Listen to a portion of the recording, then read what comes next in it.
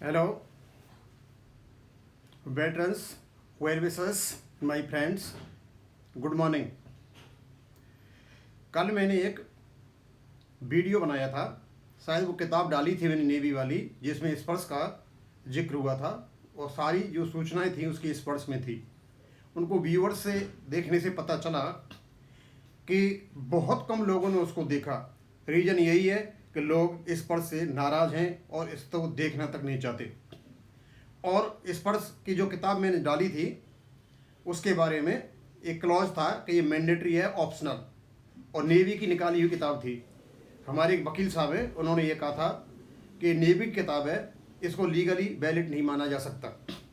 हम तो ये बताना चाहेंगे, यदि ये किताब नेवी की है, आर्मी की हो, नेवी की हो या एयरफोर्स की हो, यदि ये कोई किताब निकालते हैं तो ये निश्चित है कि भारत सरकार के डिपार्टमेंट है और इनकी वैलिडिटी, लीगली वैलिडिटी हो या अथॉरिटी हो, वो संपूर्ण रूप से होती है।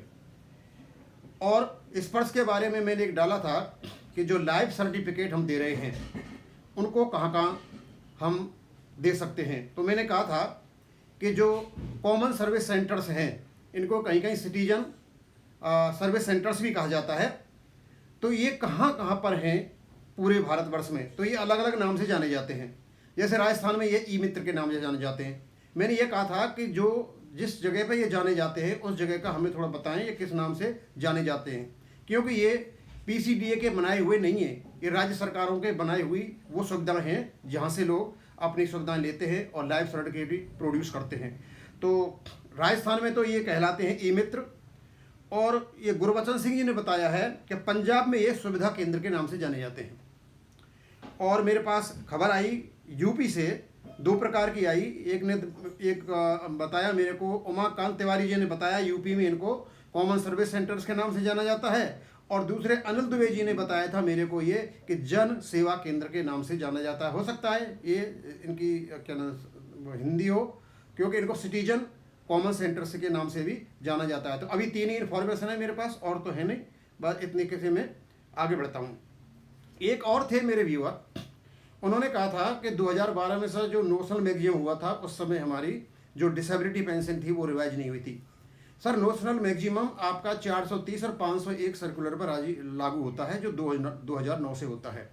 लेकिन आपको पता होगा कि 2009 से पहले ही जो आपकी डिसेबिलिटी पेंशन है वो 30% ऑफ लास्ट पे ड्रोन का 100% होता है।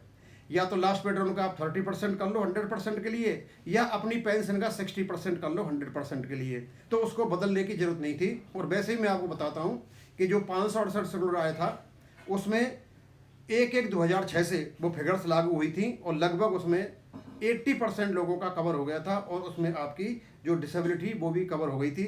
अब ऐसा कोई मामला है नहीं जिसके बारे में हम कोई ऐसा पॉइंट उठाएं। आगे मैं आज बताना चाहूँगा, आज हम बड़ी थोड़ी जानकारी है और कुछ रोचक पॉइंट लेते हैं। अब हो सकता है ये मेरे सोचे हुए हैं, आप अलग प्रकार से सोचते हो, क्योंकि अब थोड़ा मौसम चल गया है। जब तक ये 3 महीने का टाइम है यूट्यूब पर अपने अपने कैलकुलेशन डालने का, जो पहले डालते थे फिर डालना शुरू कर दिया, अपने अपने कैलकुलेशन है। अब हम भी आपको बता रहे हैं। अब वो कैलकुलेशन तो मैं नहीं बताऊंगा आपकी फिगर क्या होगी, पर इतना ज़रूर है कि जो सिपाही की फिगर है जो मेजर सतवीर सिंह साहब कोर्ट में लेकर गए थे वो उसके आसपास घूमेगी। 21,000 कुछ 253 में लेके गए थे शायद, उसके आसपास घूमेगी। ज़्यादा से ज़्यादा 500 रुपये कम हो जाएंगे, 1000 कम हो जाएंगे, लेकिन 20,500 से कम शायद मुझे नहीं लगता कि सिपाही की होगी। औरों का कितना फ़र्क पड़ेगा नहीं बताया जा सकता कि इनका, क्योंकि रेगुलर जो MACP लगा के निकाला जाएगा तो ये वहीं निकलेगा। अब मैंने काफ़ी सोचने के बाद निकाला कि 17 साल का सिपाही और 17 साल का नायक और 17 साल का हवलदार सभी की पेंशन बराबर होगी, चाहे वो X ग्रुप का हो और चाहे वो Y ग्रुप का हो। रीजन ये है कि चाहे इनका प्रमोशन से ये पहुंचे और चाहे ये MACP से पहुंचे, ये लगभग पेंशन के मामले में बराबर होंगे। 19 साल का नायक और 19 साल का हवलदार, इनकी पेंशन भी बराबर होगी। इनकी ये डिफरेंस आएगा तो आगे चल करके आएगा। 15 साल से कम सिपाही या नायक की OROP जो है लगभग बराबर होगी। ऑनरेरी नायब सूबेदार ग्रुप बाई की जो पेंशन है OROP 2 में रेगुलर नायब सूबेदार ग्रुप बाई के बराबर होगी, और जो एक्स ग्रुप है उनका तो पहले ही OROP 1 में हो चुका था, इसमें कोई डाउट नहीं है। ऐसे कैलकुलेशंस JCOs के बारे में करना बहुत मुश्किल है। यदि 16/10/2022 तक OROP 2 की टेबल्स नहीं आती हैं और एक एक दिन आगे बढ़ती हैं, तो ये आशंका होती चली जाएगी कि भारत सरकार पुनः सुप्रीम कोर्ट में एक्सटेंशन ऑफ टाइम के लिए जाएगी, क्योंकि जो मेन काम है इसका वो डिसबर्सिंग एजेंसियों का है। उनको कम से कम इसे लागू करने के लिए 60 दिन चाहिए, और यदि ये एक महीने में OROP टेबल्स नहीं निकाल पाते हैं तो किसी भी हालत में सुप्रीम कोर्ट का जो जजमेंट है, कंप्लीशन रिपोर्ट 90 दिन में नहीं हो पाएगी। अब मामला केवल भारत सरकार और माननीय सुप्रीम कोर्ट के बीच में रह गया है। इसमें जो तीसरा खिलाड़ी था, जो पिटिशनर्स थे, वो आउट हो चुके हैं। अब वो कंटेम्प्ट ऑफ कोर्ट लगाने लायक भी नहीं है, क्योंकि यदि ये फिर भी इसमें कोई प्रॉब्लम आती है और फिर ये एक्सटेंशन ऑफ टाइम लेते हैं, तो तब भी जो तीसरा खिलाड़ी है, जो पिटिशनर हैं, वो भारी ही हो जाएंगे।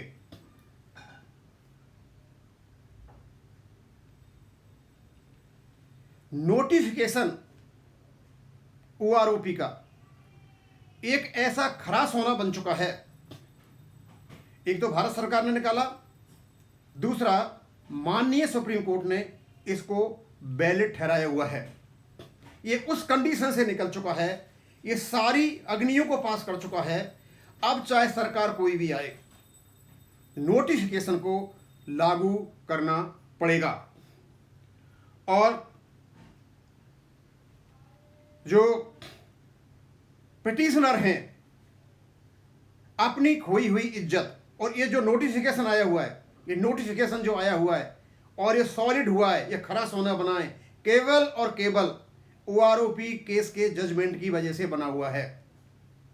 लेकिन इसका आभास हमारे पूर्व सैनिकों को नहीं है, और शायद जो हमारे पिटिशनर्स हैं वो भी इस चीज़ को नहीं सोच पा रहे हैं। केवल वो ये सोच रहे हैं कि सुप्रीम कोर्ट में जो केस लेकर गए थे, हार गए थे।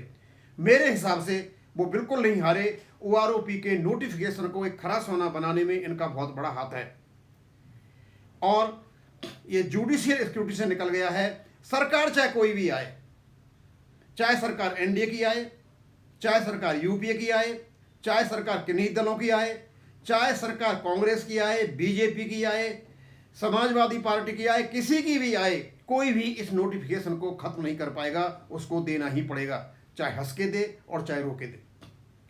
और ये जो नोटिफिकेशन है जो लाए हैं, और इस समय हमारे जो सभी जो रेस्पेक्टेबल जो पिटिशनर्स या जंतर मंतर पर जो एजिटेशन करने वाले सारे बैठे हुए हैं, इस समय जो वो नोशनल मैक्सिमम का मुद्दा उठा रहे हैं, उसको उठा करके दूसरे मुद्दे पर आ जाएं और ये कहें कि जो नोटिफिकेशन में मैक्सिमम और मिनिमम है उसको ईमानदारी से लागू किया जाए, और आप किस प्रकार लागू कर रहे हो वो वेरीफाइएबल हो, ऑडिटेबल हो। उसकी एक समिति बनाई जाए और हमें बताया जाए कि आपने इसमें किस किस का मैक्सिमम लिया, किस किस का मिनिमम लिया, और आप कैसे दे रहे हो।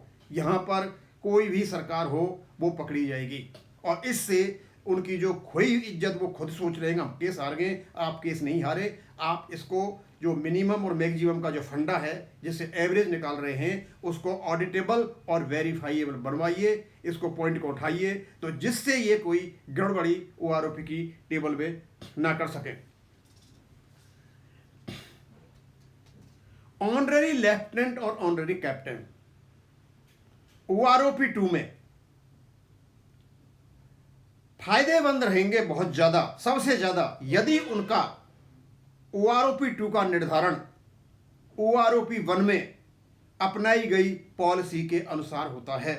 वहां उनको जो पेंशन दी गई है वो ऑन रेगुलर लेफ्टिनेंट और कैप्टन की ईयर बेस्ड पेंशन है, न कि उनकी खुद की उसके आधार पर।